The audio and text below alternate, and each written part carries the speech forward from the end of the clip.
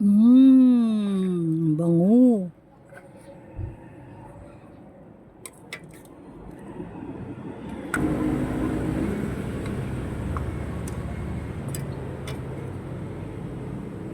Oh, look at that. Hello guys, this is Mom Shikon and another day, another vlog, another recipe. So come and join me. So, ito yung first saute the onion and garlic. So, ngayon guys, ay magluluto tayo ng isa sa mga favorite ng mga Pinoy. Siyempre, ito yung kare-kare. Ayan. So, ito na pre-cook ko na siya. Bali, ano ito ng baka. Bulalo. Ayan. So, napalambot ko na siya. At ayan. Tingnan natin para masote. So, pinalambot ko siya with tanglad leaves. Ayan. So, ayan. Ayan yung pata. Ayan o. And then with skin. Yung balat ng baka. So, bakit pa kailangan nating bumili sa labas kung pwede namang lutuin?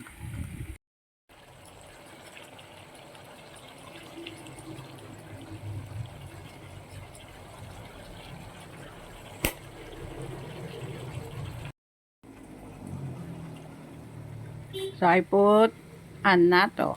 Yan, yung atsuete ang aking ginamit. So, natural yung color ng ating kare-kare.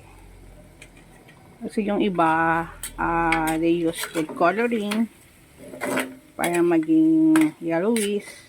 Ito na yung parang yellow. Ayan. So, ito hindi siya yellow. It's orange. Thundering. Yan na yung color ng ating nilulutong kare-kare. Ayan.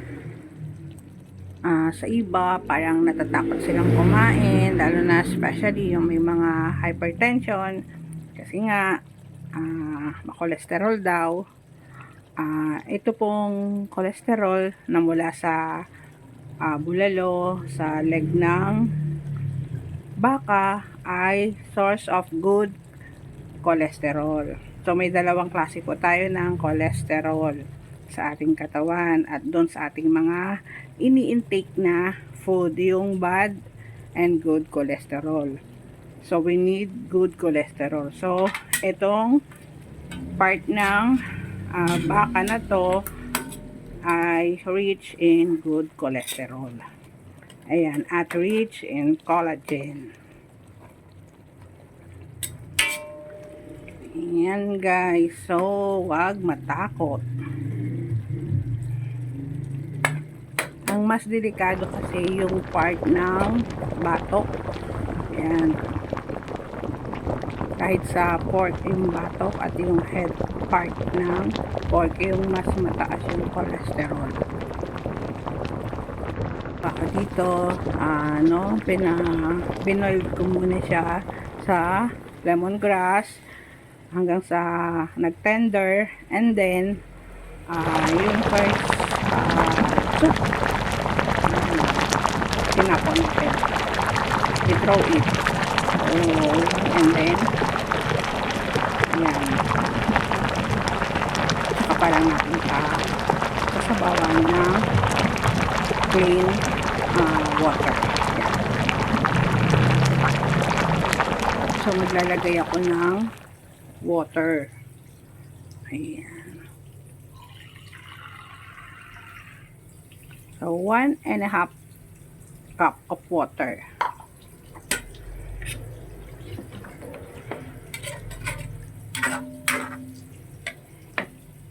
So, now it's look like balbakwa.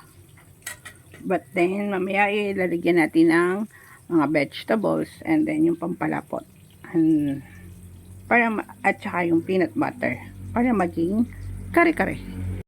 So, ito na yung ating peanut butter at ilalagay na natin. Pasensya na guys. Nagka one hand lang si Ma'am Shi. Okay.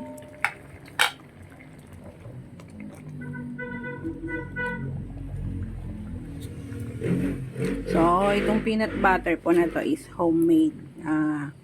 Bali, umili ako ng fresh peanut.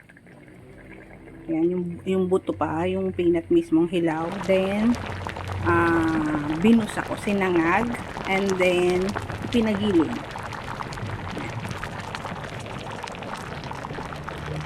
Ayan, tayo lang natin matunaw kasi mabilis siyang lumapot pag natunaw to. Kailangan matunaw kasi buon. Tapos pag natunaw, rather itong ating peanut, nilagay na natin yung mga gulay. Kasi mabilis lang siya.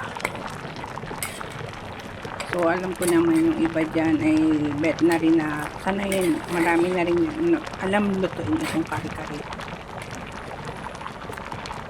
So, kung may iba man sa paraan ng way ng pagluluto ng kare-kare. So, ito po yung version ko. Ayan. Ayan. So, ano natin, tunaw na yan. Natunaw na natin yung ating peanut. Yung peanut. So, maglalagay na tayo pwede na maglagay lagay yung vegetable. Pwede ito, pag nagluluto po ako ng peanut, nagluluto ko ng kare-kare, minsan ginagawa ko is naka-separate po yung vegetable.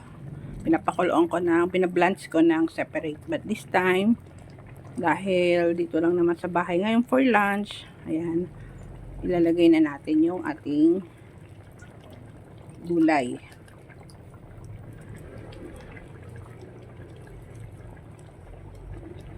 Ayan.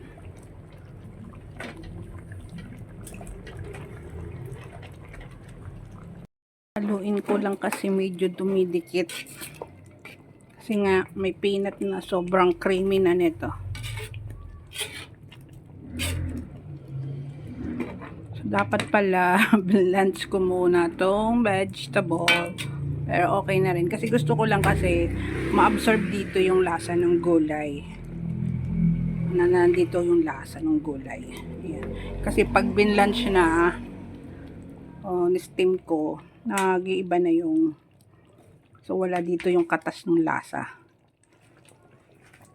And then lalagay ko na rin tong pechay. Ayan, lagay na tayo ng pechay. Ayan, so hindi ako naglagay ng puso ng saging. So gusto ko kasi talaga yung puso na yung malambot, yung talagang pang kare-kare. So walang available, meron yung puso ng saging na saba at saka yung puso ko lang ang available. Joke! Ayan, so cover natin. Ayan, ang bilis mag-sticky ng peanut.